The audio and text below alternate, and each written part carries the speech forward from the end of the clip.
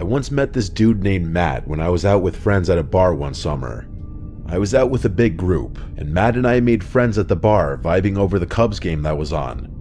My group kind of dispersed away from me as I spoke with Matt, so it wasn't like Matt really spoke to any of my friends. We ended up exchanging Instagrams, and he had a decent amount of followers on Instagram, and his pictures made him seem like a normal 20-something-year-old dude who likes to go out, travel, and stay active. After we exchanged info, I went to go find my group. Honestly, whenever you bro out with another guy while you're at a bar, the odds of ever actually contacting each other again after exchanging info are slim to none. You always act like you'll hit them up, but come the next day when you're sober, you just have no interest. Well, the next day, which was a Saturday, I went out to another bar/restaurant with my friends. This was an outdoor spot on the water. It was for my friend Tyler's birthday. I put something on my Instagram story as we all sang at the bar for him.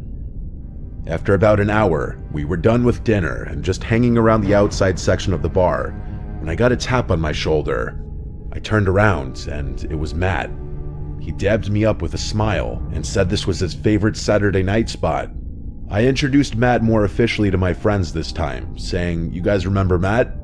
Even if they hadn't really spoken to him, they did see him the night before.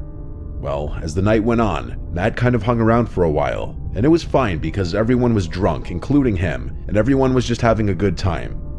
The next time I saw Matt was when he invited me golfing on a hot day.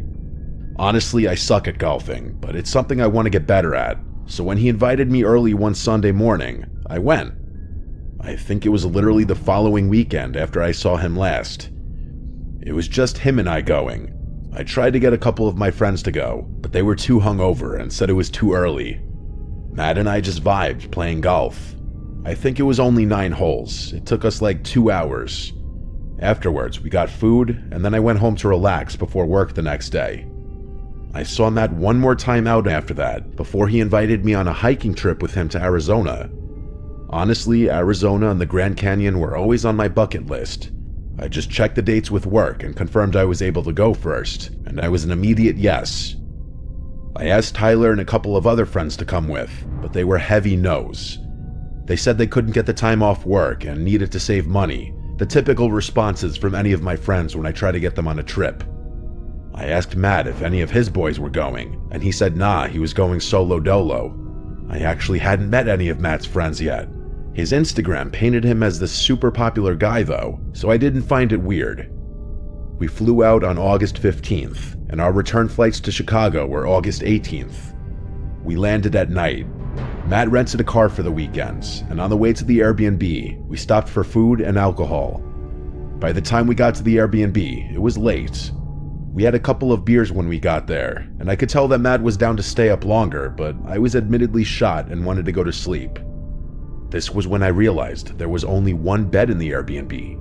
I had never asked him to confirm that there were 2 bedrooms. When I brought it up, he pointed to the couch I was sitting on and said it's a pull-out couch. He then said relax and that he's not going to charge me for the Airbnb. Honestly, a free stay in Arizona, I couldn't complain about the couch. I pulled out the sofa bed, set up the sheets, and went to sleep. It was surprisingly comfortable. In the middle of the night, I woke up to Matt walking through the living room to the kitchen to get water.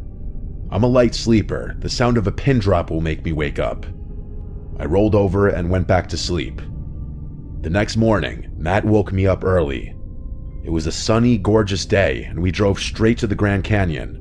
I had no idea just how massive it truly was, or how many individual trail options there were. We hiked the Bright Angel, I think. I didn't realize how out of shape I was until that day. Matt was perfectly fine, laughing and telling me to keep up while I was dripping in sweat and out of breath. We took numerous breaks, which we used to take a million amazing pictures. It was beautiful. Eventually, we got back to the car. We had been hiking for over 2 to 3 hours, and I needed food. We stopped by a deli on the way back. It was a long drive back to Phoenix, and when we got there, we took a midday nap, and then after that, we explored around Phoenix. And of course, in Matt fashion, we drank at multiple bars. I barely knew the guy, but I could already see he liked his alcohol. Fast forward, we got really, really drunk. But I think I got drunker, and I'm not sure how, because Matt was downing as many drinks as me. We had to leave the rental on the street and Uber back to the Airbnb. It was late. Time flew by somehow. I don't remember much besides Matt blasting music in the Airbnb for a bit and my plugging my phone in next to the couch. I guess I just went to sleep after that. That night, I woke up randomly, probably a couple of hours after I fell asleep. My bladder was about to explode and my mouth was drier than the Grand Canyon. I got off the couch and headed toward the bathroom, but I heard something. A crack in the floor, like a crack from pressure. I scanned around the dark room with my eyes and saw nothing, so I went to the bathroom. While I was in there, midstream, I heard a door clicking shut. It had to be Matt's bedroom door. When I finished peeing, I went to try Matt's door, but it was locked. I knocked on the door, but there was no answer. Whatever, I went back to the couch and fell back asleep pretty easily. The next morning, I woke up at like 8 a.m., head throbbing. The first thing I noticed was my phone. It was in a weird position. I had it charging last night and left it laying on the floor next to the couch bed, but now it was sitting on the table next to the couch and it was unplugged. I was questioning why I might have done this, but ultimately my answer was simple. I was just super drunk. That day, we obviously didn't do any hiking, otherwise I would have puked.